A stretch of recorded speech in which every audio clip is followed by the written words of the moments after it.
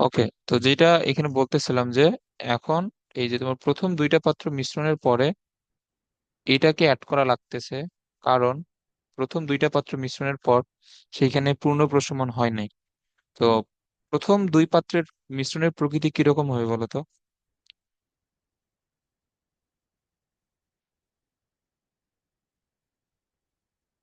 বলো। সহজ জিনিস তো। এখানে তোমার এই প্রথম,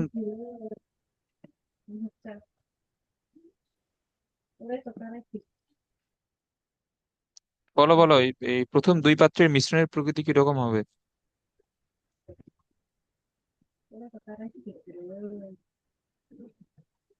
প্রশমন হবে নাকি? না না, ও, এখানে তো তোমার প্রথমত। প্রথম দুইটা পাত্র মিশ্রণের পরে এটা পূর্ণ প্রশমিত হবে না, জন্য তো তোমার তৃতীয় পাত্রে দ্রবণ অ্যাড করা লাগতেছে। তো তোমার ও, এই তৃতীয় পাত্রের দ্রবণ হচ্ছে অ্যাসিডিক। তো তাহলে প্রথম দুই পাত্র মিশ্রণের প্রকৃতি তাহলে কিরকম হবে? ক্ষারীয়। হ্যাঁ, এটা হবে ক্ষারীয়। তো এটা বুঝতে হবে আগে। এখন এইখানে তোমার ক্ষারীয় বলতে এইখানে তাহলে কোন দ্রবণটা থেকে যাবে বলো তো মিশ্রণে, সালফিউরিক অ্যাসিড এবং সোডিয়াম হাইড্রোক্সাইডের মধ্যে? আহ, সোডিয়াম হাইড্রোক্সাইড। হ্যাঁ, সোডিয়াম হাইড্রোক্সাইড থেকে যাবে। সো এইটা আগে তোমাকে এই যে বুঝতে হবে। তো ম্যাথের প্রসিডিউরটা আগে এটা ভালোভাবে এটা আগে মাথায় নাও, কারণ সব ম্যাথের প্রসিডিউর সেম। এখন এইখানে এই যে খেয়াল করো যে এইখানে কি কি করতে হবে আসলে। তো এইটা হচ্ছে তোমার সালফিউরিক অ্যাসিড, আর এইটা হচ্ছে সোডিয়াম হাইড্রোক্সাইড। আর এইগুলা টপিক আজকে এবং কালকের মধ্যে শেষ করে ফেলবা, কারণ এরপরে আমাদের অনেক বড় একটা টপিক আছে এবং ওইটা অনেক বেশি কমপ্লিকেটেড। এটা হচ্ছে আয়ন ইলেকট্রন পদ্ধতিতে সমতাকরণ। ওইটা এই যে বুঝতে এমনিতে অনেক সমস্যা হয় স্টুডেন্টদের। তো এগুলা যাতে মানে ভালোভাবে ক্লিয়ার করা থাকে আগের টপিক গুলা, এবং ওইটা ওইটা খুবই ভালোভাবে এই যে মানে বোঝা লাগবে আর কি। আয়ন ইলেকট্রন এই যে পদ্ধতি ওইটা একটু টাফ আছে, সেগুলো শেষ করে রাখবা। আচ্ছা, তো এখন আমরা এখানে বুঝলাম যে প্রথম এবং দ্বিতীয় পাত্রের দ্রবণ মিশ্রিত করলে এইখানে মিশ্রণ হবে ক্ষারীয়, আর এইখানে সোডিয়াম হাইড্রোক্সাইড এই দ্রবণের মধ্যে থেকে যাবে। ওকে, এখন এইখানে তোমার প্রথম ক্ষেত্রে বের করা লাগবে যে কি পরিমাণ সোডিয়াম হাইড্রোক্সাইড মিশ্রণে থেকে যাবে। ওকে, এই বুঝছো তো এটা যে এখানে তোমার কি পরিমাণ সোডিয়াম হাইড্রোক্সাইড মিশ্রণে থেকে যাবে, এটা প্রথমে বের করতে হবে। দেন আমরা দ্বিতীয় ক্ষেত্রে কি করব, এইটা হচ্ছে প্রথম এবং দ্বিতীয় পাত্রের মিশ্রণ যেখানে সোডিয়াম হাইড্রোক্সাইড আছে। ওকে, এখন আমরা এর সাথে আবার এখন আবার এই কার বিক্রিয়া দিব, এই তৃতীয় পাত্রের বা নাইট্রিক অ্যাসিডের। এটা বুঝছো? হ্যাঁ, বুঝছি। ওকে, সো এখন আবার তোমার দ্বিতীয় ক্ষেত্রে সেম আগের মতো প্রসিডিউর এই ফলো করে এই যে দেখবো যে এটা পূর্ণ প্রশমিত হয় কি না। ওকে, সো এইটা হচ্ছে তোমার মিশ্রণের ক্ষেত্রে ম্যাথ করার প্রসিডিউর আর কি। আচ্ছা ধরো এটা এগুলো তো হবে।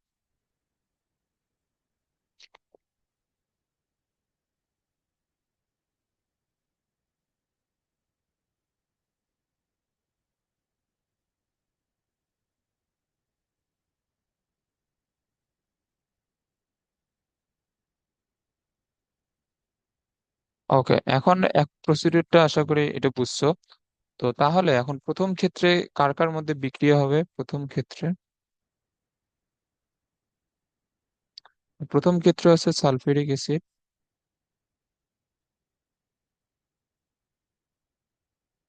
এবং সোডিয়াম হাইড্রোক্সাইড। তো এখানে সোডিয়াম সালফেট এবং পানি, এইখানে দুই, এইখানে দুই। ওকে, তাহলে এখানে দেখা যাচ্ছে যে অ্যাসিডের 1 মোলের সাথে সালফিউরিক অ্যাসিডের 2 মোল লাগতেছে। ওকে, তো এখন এই যে এই তোমার প্রথম পাত্রের মধ্যে এইখানে আমরা যদি অ্যাসিডের মোল সংখ্যা বের করি,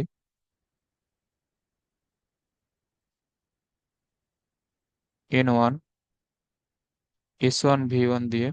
ওকে, S1 হচ্ছে 0.2 মোলার, আর এটা আছে 200 মিলিলিটার মানে 0.2, সো এটা আসবে 0.04 মোল। ওকে, এরপরে আমরা যদি ক্ষারকের মোল সংখ্যা বের করি, ইনটু H2V2, সো এখন এই যে দ্বিতীয় পাত্রে হচ্ছে যে 0.3 মোলার, আর 300 ml ক্ষার আছে মানে 0.3 লিটার, সো এটা হবে 0.09 মোল। ওকে, এখন 1 মোল সালফিউরিক অ্যাসিডের সাথে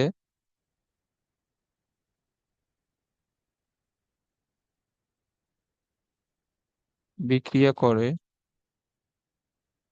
এটা কত, সরি 1 মোল না, 2 মোল সোডিয়াম হাইড্রোক্সাইড। এই যে আমরা এটা বিক্রিয়া থেকে এটা কিন্তু দেখা যাচ্ছে যে 1 মোল সালফিউরিক অ্যাসিডের সাথে বিক্রিয়া করে 2 মোল সোডিয়াম হাইড্রোক্সাইড। ওকে, তাহলে এখানে তোমার অ্যাসিড, এই অ্যাসিড এখানে কতটুকু আছে, অ্যাসিড আছে পার্থ, এই পার্থ। ওকে, এইখানে অ্যাসিড আছে তোমার 0.04 মোল, তাহলে 0.04 মোল এখানে সালফিউরিক অ্যাসিডের সাথে বিক্রিয়া করবে 2 × 0.04 মোল সোডিয়াম হাইড্রোক্সাইড, বা 0.08 মোল সোডিয়াম হাইড্রোক্সাইড। এই পর্যন্ত কি বুঝছো? হ্যাঁ, বুঝছি। ওকে, এখন এইখানে তাহলে এই যে আমাদের এই প্রথম এবং দ্বিতীয় পাত্রের বিক্রিয়ায় 0.08 মোল সোডিয়াম হাইড্রোক্সাইড খরচ হয়ে যাবে, কিন্তু সোডিয়াম হাইড্রোক্সাইডের তোমার পরিমাণ হচ্ছে 0.09 মোল। তাহলে অবশিষ্ট সোডিয়াম হাইড্রোক্সাইড এই কতটুকু থাকবে বলো তো?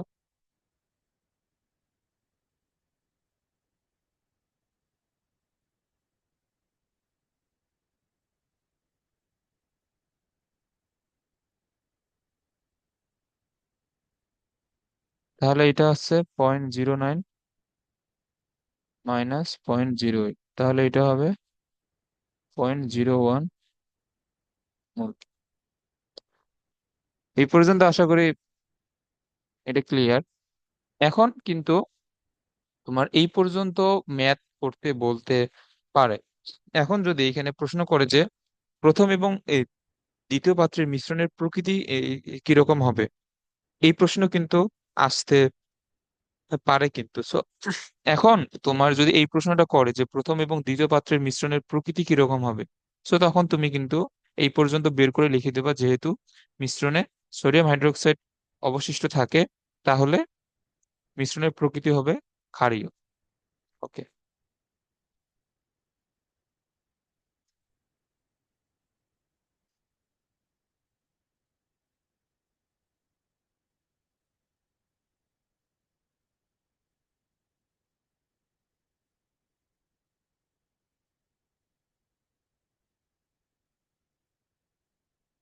এখন এখন দ্বিতীয় ক্ষেত্রে,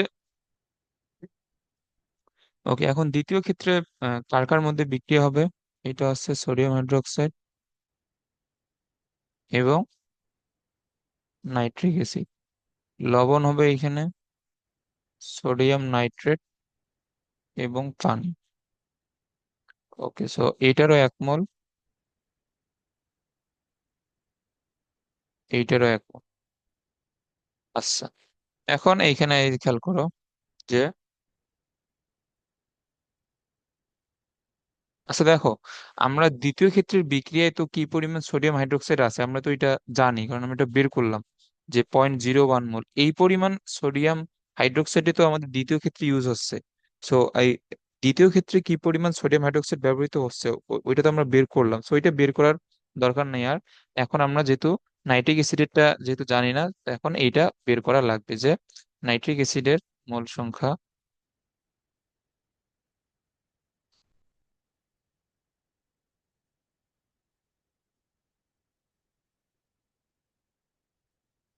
তো এখানে এস কত? এস হচ্ছে 0.2, আর এটা হচ্ছে 50 ডিভাইড বাই 1000, এটা হবে 0.05। সো এটা হবে 10। আর দশমিক বসবে 3 ঘর সামনে, মানে এখানে আরো একটা জিরো বসবে, মানে এটা হচ্ছে 0.01 মোল। এইটা বুঝছো তো না? হুম, বুঝছি। ওকে, এখন এইখানে এই যে খেয়াল করো, আমরা এখান থেকে এই যে তোমার বিক্রিয়াটা থেকে কি জানি, যে 1 মোল সোডিয়াম হাইড্রোক্সাইড বিক্রিয়া করে 1 মোল নাইট্রিক অ্যাসিডের সাথে। এখন তুমি বাংলা ভাষায় লিখতে পারো, অথবা এটাকে ওই দিন তো দেখাইছিলাম, এটা হচ্ছে সমতুল্য চিহ্ন বা ইকুইভ্যালেন্ট চিহ্ন। 1 মোল সোডিয়াম হাইড্রোক্সাইড কার সাথে বিক্রিয়া করবে? 1 মোল নাইট্রিক অ্যাসিডের সাথে। তো এখন খেয়াল করো, এখানে সোডিয়াম হাইড্রোক্সাইড আছে 0.01 মোল। এটা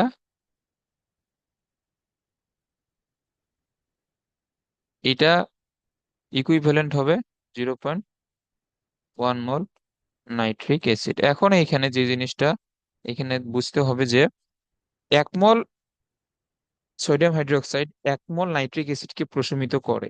তাহলে এখানে তোমার নাইট্রিক অ্যাসিডও 0.01 মোল আছে, আর সোডিয়াম হাইড্রোক্সাইডও 0.01 মোলই আছে। তাহলে দুইটাই যেহেতু সমপরিমাণে আছে, তাহলে দুইটাকে পূর্ণ প্রশমিত করে দিবে। তুমি একটা কি এই যে এটা বুঝছো? হ্যাঁ, তাহলে বুঝছি। এখানে তাহলে এখানে ফাইনাল অ্যান্সার কি হবে, যে তৃতীয় পাত্রের দ্রবণ দ্বারা প্রথম এবং দ্বিতীয় পাত্রের মিশ্রণকে পূর্ণ প্রশমিত করা সম্ভব।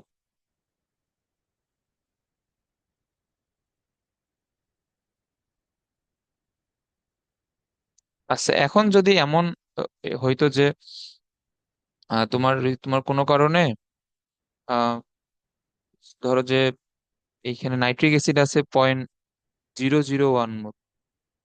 এখন এটা অ্যান্সার আসলো, তো 0.001 মোল অ্যান্সার আসলে কি হবে ফাইনাল অ্যান্সার? এই যে 0.001 মোল কি পূর্ণ প্রশমিত করতে পারবে? না।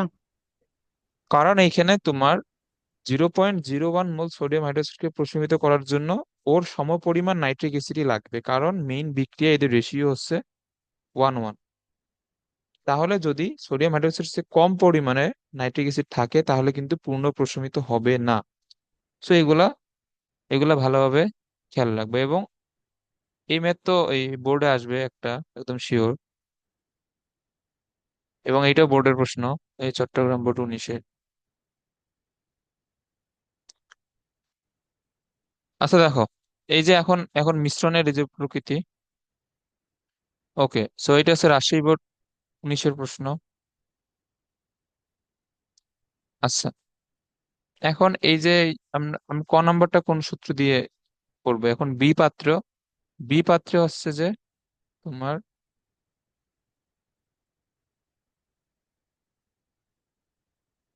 50 ml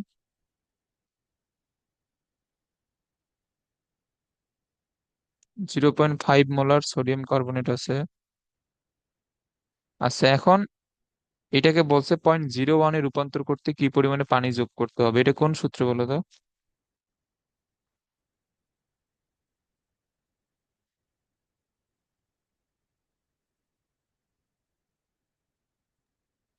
S1 into V2 is equal to S2 is equal S2 into V2। এটা হচ্ছে S1V1 S2V2। কালকে এটা আমরা পড়ছিলাম লঘুকরণের সূত্র। তো S1 হচ্ছে 0.5, V1 হচ্ছে 50, আর S2 0.01, V2 বের করতে হবে। ওকে, সো এখানে V2 হবে,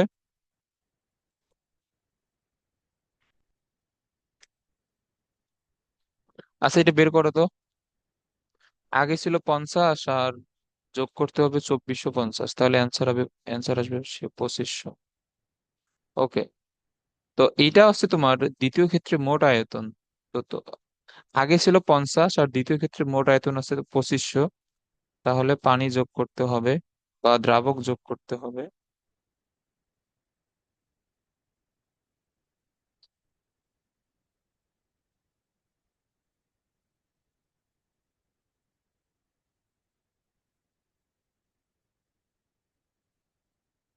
এতই ম্যাথ, খুবই সহজ ম্যাথ।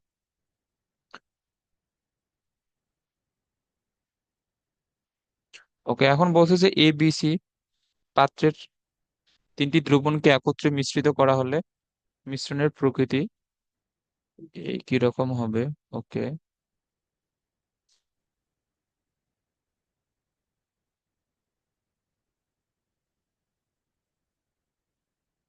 আচ্ছা, এখানে প্রথম পাত্রে আছে সালফিউরিক অ্যাসিড, আবার দ্বিতীয় পাত্রে আছে সোডিয়াম কার্বনেট,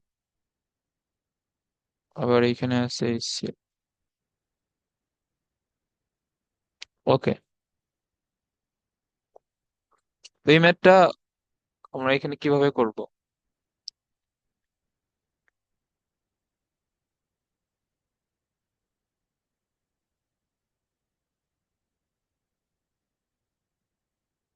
দেখো, এখানে তোমার সোডিয়াম কার্বনেটের এই প্রকৃতি কিরকম বলো তো, এটা তো আমরা কালকে এই পড়ছিলাম।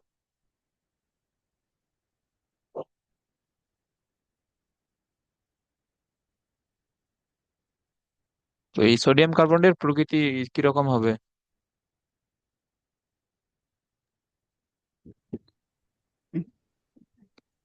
প্রশমিত হবে। না না, সোডিয়াম কার্বনেটের এই প্রকৃতি প্রশমিত। আমরা তো কালকে এই সোডিয়াম কার্বনেট একটা লবণ, এটা এটা কোন কোন অ্যাসিড এবং ক্ষার থেকে আসে বলতে দেখে। এটা কার্বনিক অ্যাসিড আর সোডিয়াম হাইড্রোক্সাইড। হ্যাঁ, তো কার্বনিক অ্যাসিড বা H2CO3 হচ্ছে দুর্বল অ্যাসিড, আর সোডিয়াম হাইড্রোক্সাইড হচ্ছে শক্তিশালী ক্ষার। তো এটার প্রকৃতি কিরকম হবে? ক্ষারীয়। হ্যাঁ, তো এটার প্রকৃতি হবে ক্ষারীয়। তো এখানে তোমার টাইট্রেশন তো এখানে মূলত হচ্ছে অ্যাসিড এবং ক্ষারের মধ্যে, তাহলে এখানে দুইটা হচ্ছে অ্যাসিড আর এটা হচ্ছে বেস। ওকে, এখন মিশ্রণের প্রকৃতি কিরকম হবে এইটা আমরা এখন এটা কিভাবে বের করব? ওকে, তো এখন এইখানে বিক্রিয়া দেখাইতে হবে দুইটা। একটা হচ্ছে সালফিউরিক অ্যাসিডের সাথে সোডিয়াম কার্বনেটের, মানে একটা অ্যাসিড একটা ক্ষার, আবার একটা অ্যাসিড একটা ক্ষার। এটা বুঝছো? মানে একবার সালফিউরিক অ্যাসিডের সাথে সোডিয়াম কার্বনেট, আবার সোডিয়াম কার্বনের সাথে HCl। এই হুম। তিনটার বিক্রিয়া কিন্তু একসাথে হবে না, এখানে দুইটা দুইটা করে দেখানো লাগবে আর কি। ওকে,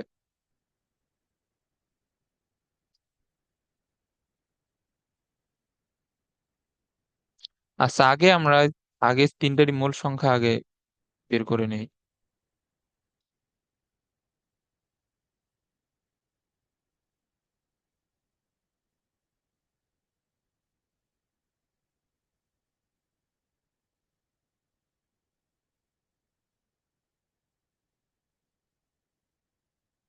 ওকে, এইটা এই কত হবে? আচ্ছা, দাঁড়াও ক্যালকুলেটর নিয়ে আসি।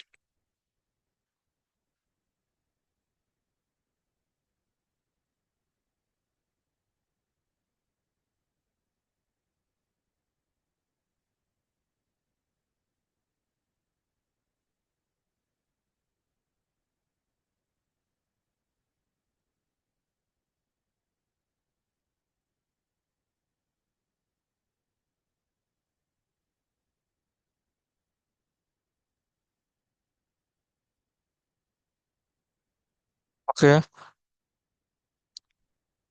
এটা হচ্ছে S × V। আচ্ছা দেখো, সালফিউরিক অ্যাসিডের ক্ষেত্রে 200 ml, এটাকে লিটারে নিতে হবে, মানে 0.2 ইন্টু 0.1, সো এটা হচ্ছে 0.02। আবার এরপরে আছে সোডিয়াম কার্বনেট,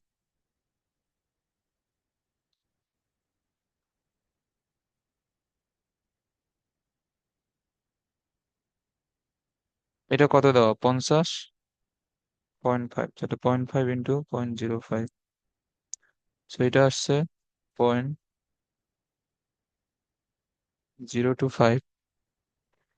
এরপরে আছে HCl।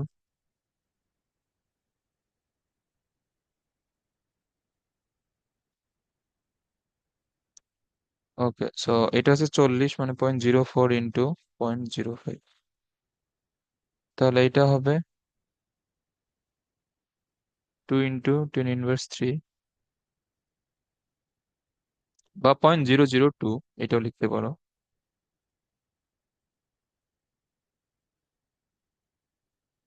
এত মোল। ওকে, এখন প্রথম ক্ষেত্রে আমরা বিক্রিয়া দেখাবো সালফিউরিক অ্যাসিড এবং সোডিয়াম কার্বনেটের মধ্যে। তো সালফিউরিক অ্যাসিড এবং সোডিয়াম কার্বনেটের বিক্রিয়া যদি এখানে দেখাই, এখন এখানে কি উৎপন্ন হবে?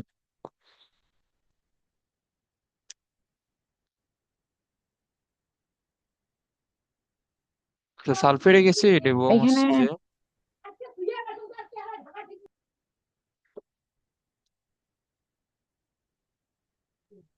এখানে সোডিয়াম সালফেট। আচ্ছা, এখানে হচ্ছে যে তোমার প্রথমে সোডিয়াম সালফেট এবং কার্বন ডাই অক্সাইড এবং পানি, এই তিনটেই আসবে এখানে। আচ্ছা, তো সোডিয়াম, তো এটা তো ঠিকই আছে। সালফেটও ঠিক আছে, হাইড্রোজেন দুইটা ঠিক আছে, কার্বন দুইটা, অক্সিজেন ঠিক আছে। হ্যাঁ, এখানে সবই ঠিক আছে। ওকে।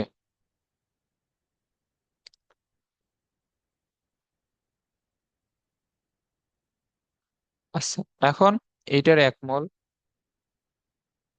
সমান এর 1 মোল। আচ্ছা, এখন যদি আমি এখানে লিখি যে 1 mole sulphuric acid equivalent 1 mole sodium carbon. এখন তুমি এখানে ইকুইভ্যালেন্ট চিহ্ন দিয়ে দিতে পারো, অথবা বাংলা ভাষাও লিখতে পারো যে 1 mole sulphuric acid 1 mole sodium কার্বনেটের সাথে বিক্রিয়া যে করে, এবং পরীক্ষার খাতায় কিন্তু ইকুইভ্যালেন্ট চিহ্ন লিখলেও কোনো সমস্যা হবে না। ওকে, বাট তোমার সময় থাকলে মানে বাংলা ভাষাতেই লেখাটা বেটার আর কি। সো এখানে সালফিউরিক অ্যাসিড আছে কত মোল? এখানে সালফিউরিক অ্যাসিড আছে 0.02 মোল।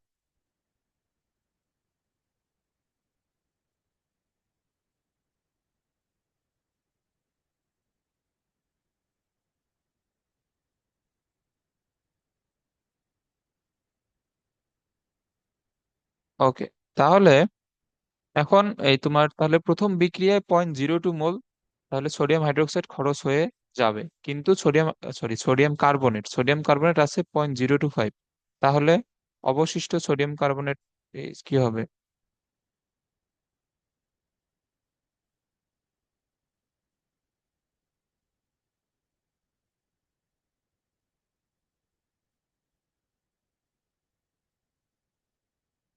আছে 0.025, ইউজ হয়েছে 0.02, এটা হবে 0.005। এটা বুঝছো? হ্যাঁ, বুঝছি। ওকে,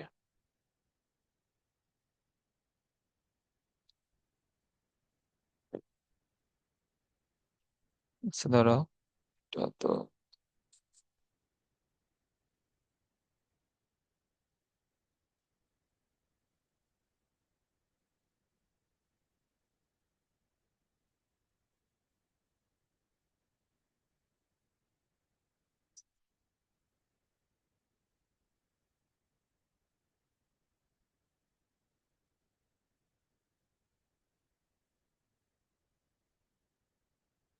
আচ্ছা, এখন এখানে তোমার এই বাকি টুকু এখানে এখানে খেয়াল করে এখানে যে আমরা তো প্রথম বিক্রিয়াটা দেখলাম, তাহলে এখানে দ্বিতীয় ক্ষেত্রে, তাহলে এখন দ্বিতীয় ক্ষেত্রে কার কার মধ্যে এই বিক্রিয়া হবে? তো দ্বিতীয় ক্ষেত্রে হচ্ছে সোডিয়াম কার্বনেটের সাথে HCl, দেন এটা হচ্ছে sodium chloride carbon die oxide H2O, দুইটা হাইড্রোজেন মেলানোর জন্য এখানে দুই দাও, সো দুইটা ক্লোরিন এইখানে দুই দাও। এখন দেখো তাহলে দুইটা সোডিয়াম মিলছে, কার্বন একটা মিলছে, অক্সিজেন ওইখানে তিনটা, বাম দিকে দুইটার একটা তিনটা, হাইড্রোজেন দুইটা, ক্লোরিন দুইটা, হ্যাঁ। ওকে, সো এইটার 1 মোল, এটার হচ্ছে 2 মোল। ওকে, এখন 2 মোল HCl equivalent 1 mole sodium carbonate. তাহলে 1 মোল HCl ইকুইভ্যালেন্ট কি হবে?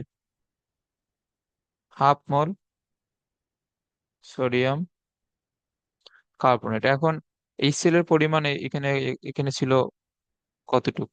0.002। তাহলে এখানে হচ্ছে যে 0.002 মোল HCl ইকুইভ্যালেন্ট হাফ ইন্টু 0.002 মোল সোডিয়াম কার্বনেট। তাহলে এটা হবে 0.001 মোল সোডিয়াম কার্বনেট। এখন এটা দ্বারা দ্বারা কি বোঝায় যে দ্বিতীয় বিক্রিয়ায় 0.001 মোল সোডিয়াম কার্বনেট ব্যবহার হয়েছে, এটা বুঝছো তো না? এগুলো সহজ। ওকে। হ্যাঁ, বুঝছি। আর অবশিষ্ট সোডিয়াম কার্বনেট এই কতটুকু ছিল?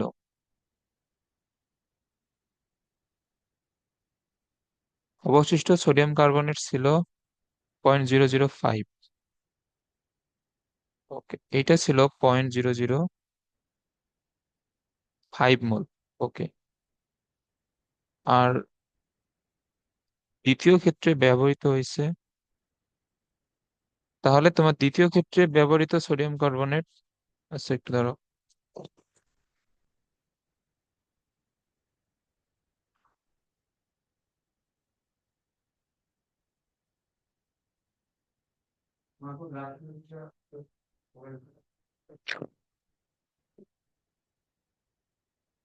ওকে, তো এখন দ্বিতীয় ক্ষেত্রে ব্যবহৃত সোডিয়াম কার্বনেট হচ্ছে N-0.001 মোল। ওকে, এখন এই যে 0.005 মোল অবশিষ্ট ছিল প্রথমবার বিক্রিয়া করার পরেও, আবার সেইখান থেকে দ্বিতীয় ক্ষেত্রে ইউজ হয়েছে 0.001। তাহলে তোমার মোট বিক্রিয়া শেষে এই কতটুকু সোডিয়াম কার্বনেট বাকি থাকবে?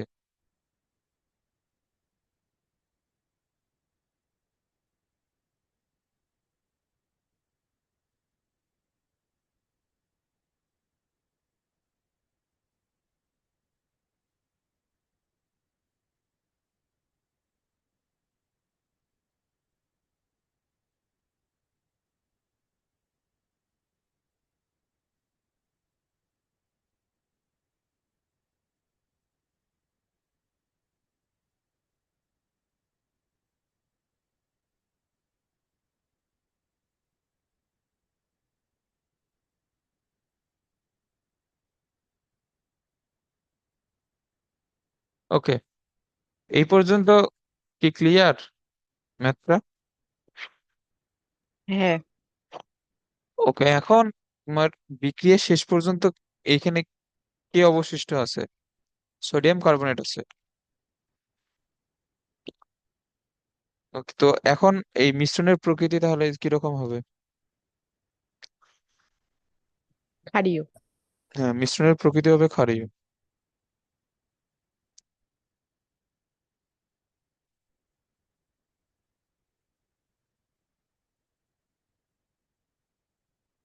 ওকে,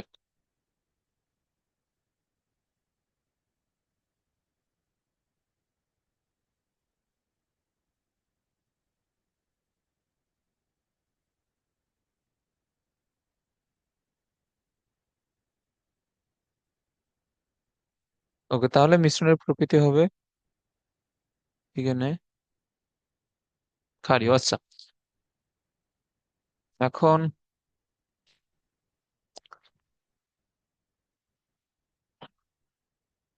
এখন এই পর্যন্ত সবগুলা ম্যাথ যদি এই যে বুঝো, তাহলে ওই বাকিগুলাও বুঝতে আশা করি সমস্যা হবে না, এবং মিশ্রণ থেকে ম্যাথ একটা আসবেই বোর্ডে।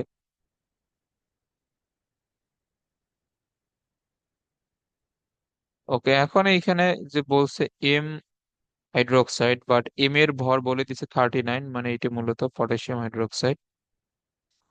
আচ্ছা, এরপরে 40 মিলিলিটার ডেসিমোলার মানে 0.1 molar potassium hydroxide, 1.26% nitric acid, এ দ্রবণে আবার ক্যালসিয়াম কার্বনেট যোগ করা হলো, মিশ্রণের প্রকৃতি কিরকম হবে? ওকে।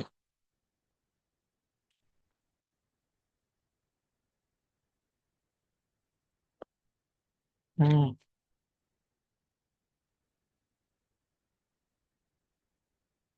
আচ্ছা, আমরা এখন তাহলে সবার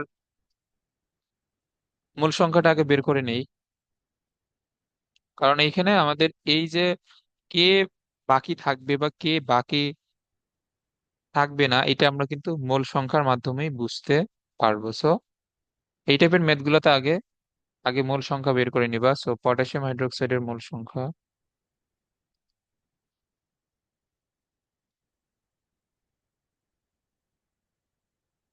আচ্ছা, এখন দেখো এখানে পটাশিয়াম হাইড্রোক্সাইডের মূল সংখ্যা যদি N1 যদি ধরে নেই, এটা হচ্ছে 40 মিলিলিটার বা 0.04, আর এই ডেসিমোলার মানে হচ্ছে 0.1।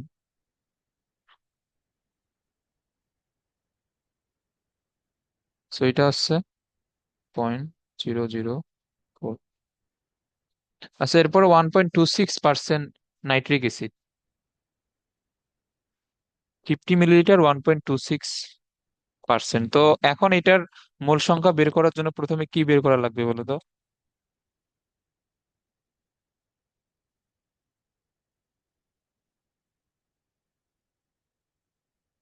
বলো। এই যে এখানে মূল সংখ্যার সূত্র কি? এনের সূত্র কি?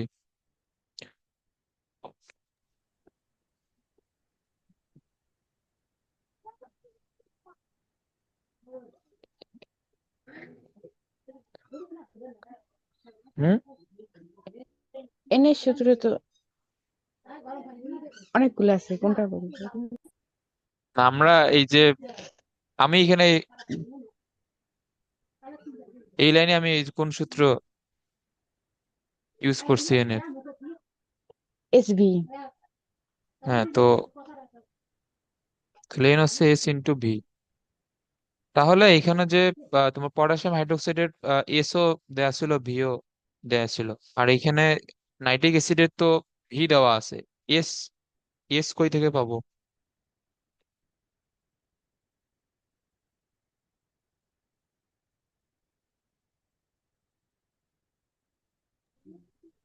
এস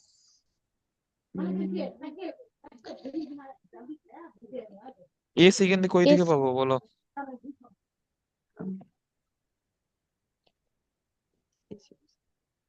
ডব্লিউ করে এস এম ভি। হ্যাঁ, তো এখানে আগে এটা বের করে নিবা যে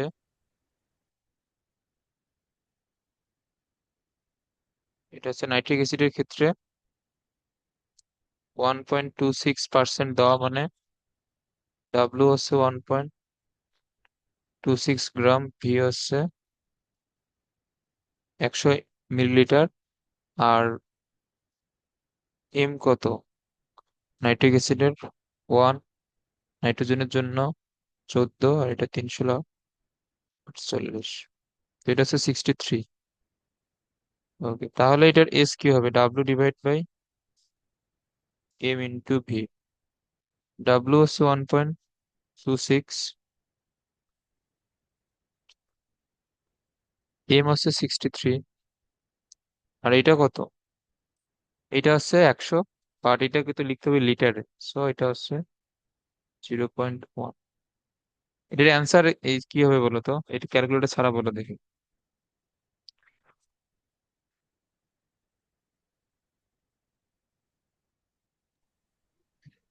অ্যান্সার হবে, এটা মনে তো।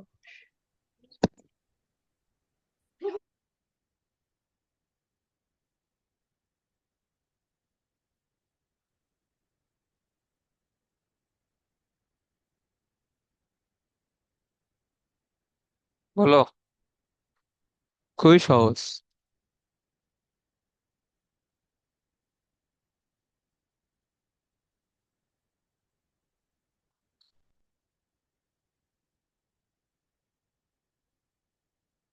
এটা হবে 0.2। হ্যাঁ, এটা হবে 0.2। ওকে, তো তাহলে নাইট্রিক অ্যাসিডের মোল সংখ্যা তো পেয়ে গেলাম, আর আছে ক্যালসিয়াম কার্বনেটের।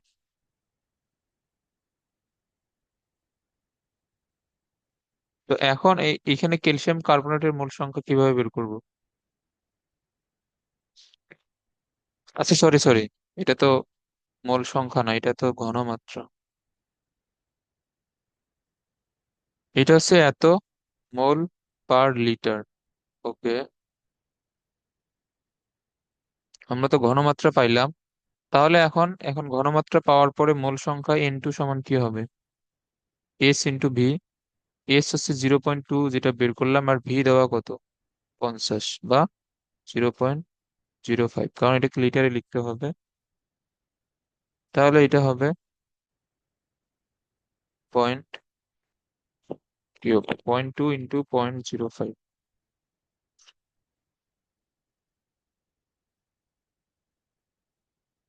এটা হচ্ছে 0.01। ওকে, এত মোল। আচ্ছা, এরপরে ক্যালসিয়াম কার্বনেটের মোল সংখ্যা, এটা কিভাবে বের করব?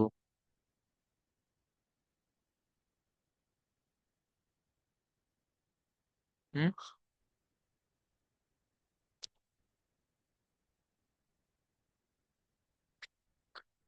এটা কিভাবে বের করব? সহজ তো।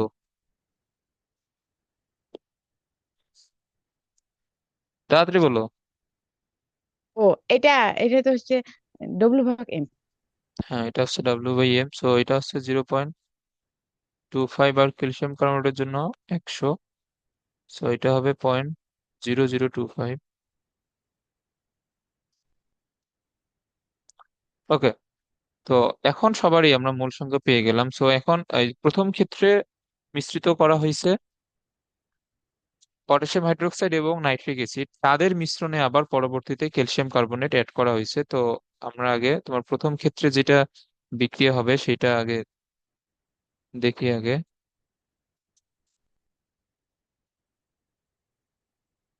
ওকে, এখন প্রথম ক্ষেত্রের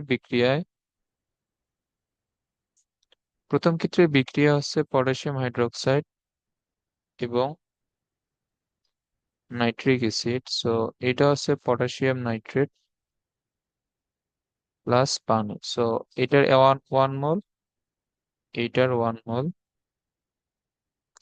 আচ্ছা, তো এখন পটাশিয়াম হাইড্রোক্সাইডের 0.004, আর নাইট্রিক অ্যাসিডের 0.01। সো এখানে বড় অবশ্যই কে বলতো? নাইট্রিক অ্যাসিড না? মানে তো মোল সংখ্যা অনুযায়ী। আর এদের রেশিও যেহেতু 1:1, সো মিশ্রণ শেষে কে অবশিষ্ট থাকবে বলতো? এগুলো কিন্তু নাইট্রিক চোখে, অ্যাসিড। হ্যাঁ এগুলো কিন্তু বুঝতে হবে চোখের দেখায়। সো যেহেতু নাইট্রিক অ্যাসিড অবশিষ্ট থাকবে, তো নাইট্রিক অ্যাসিডটা পরে লিখবে, মানে এইভাবে লিখবে যে 1 মোল পটাশিয়াম হাইড্রোক্সাইডের সাথে বিক্রিয়া করে 1 মোল নাইট্রিক অ্যাসিড। ওকে, তাহলে পটাশিয়াম হাইড্রোক্সাইড এখানে কত আছে? 0.00